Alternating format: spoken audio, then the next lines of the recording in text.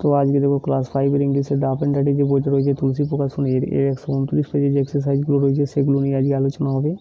তো আজকে দেখো আজকে হচ্ছে চ্যাপ্টার নাম্বার 4-এর এই যে এ থেকে করানো হবে দেখো অ্যান্সার, এবং এটা 12 নম্বর দেখো, এবং এ থেকে দেখো অ্যান্সার দ্য ফলোইং কোয়েশ্চেন, নিচের প্রশ্নগুলির উত্তর এখানে লিখতে বলা আছে। 1 নম্বর দেখো হু ওয়াজ খুররম, খুররম কে ছিলেন? তো উত্তরটা এইভাবে লিখবে দেখো, খুররম ওয়াজ দ্য সন অফ জাহাঙ্গীর, জাহাঙ্গীরের পুত্র ছিলেন এবং আকবরের গ্র্যান্ডসন ছিলেন, আকবর দ্য গ্রেট। এই উত্তরটা এখানে দেওয়া রয়েছে দেখো, he was the son of Jahangir and the grandson of Akbar the great.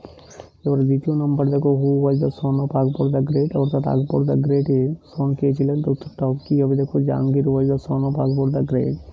3 নম্বরে দেখো where did Khurram go, Khurram কোথায় গিয়েছিলেন? তো কী হবে দেখো, Khurram went to the Meena Bazaar with his friends, Khurram গিয়েছিলেন মিনা বাজারে তার বন্ধুদের সাথে। 4 নম্বর দেখো whom did Khurram see in the Meena Bazaar, Khurram Mina বাজারের মধ্যে কী দেখেছিলেন? তো কী লিখবে দেখো, Khurram saw Arjumand Banu Begum an extremely beautiful girl in the Meena Bazaar, অর্থাৎ এই যে মেয়েটি রয়েছে অর্জুমান বানু বেগম, তাকে কিন্তু মিনা বাজারে দেখতে পেয়েছিল খুররম।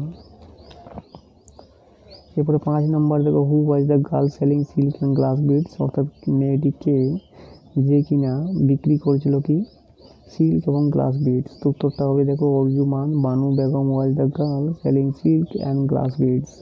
এরপরে বিয়েরগুলো দেখো, arrange the following sentences according to sequence অনুসারে এই সেন্টেন্সগুলোকে সাজাতে বলা হচ্ছে। তো দেখো 1 নম্বরটা কী হবে দেখো, খুররম ম্যারেড অর্জুমান বানু বেগম 1612, এটা হয়ে যাবে দেখো। তো আমি নিচে করে দিয়েছি দেখো 1 নম্বরে হবে Jahangir was the son of Akbar the great. দ্বিতীয় নম্বরে হবে দেখো Khurram caught a glimpse of a beautiful girl. 3 নম্বরে she was selling silk and glass beads হবে। 4 নম্বরে দেখো Arjumand Banu Begum was born in a family of Persian nobility. এবং 5 নম্বরে কী হবে দেখো, খুররম ম্যারেড অর্জুমান বানু বেগম ইন 1612।